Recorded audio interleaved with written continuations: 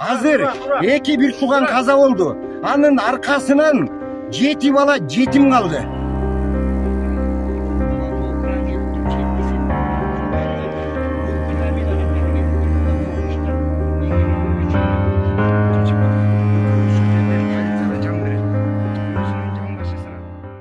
Biz andan keyin bul жерге келдик. Бул жерге келип, окуя кандай болгонун билели десек, бул жерде коопсуздуктун бир дагы нерсеси кармалбаптыр.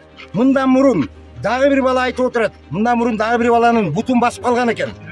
Bir ay murun. Ошол учурда эле коопсуздукту сактап койсо, мына могул ушул нерсе болбойт болчу. Азыр 2-1 тууган каза болду. Анын аркасынан 7 бала жетим калды.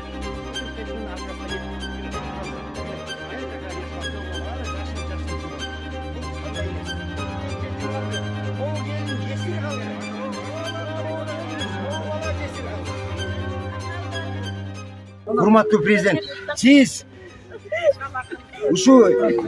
бизге ушул аэропорттун жетекчилерине бардыгына чара көрүп бериңиз деп суранабыз. Балдар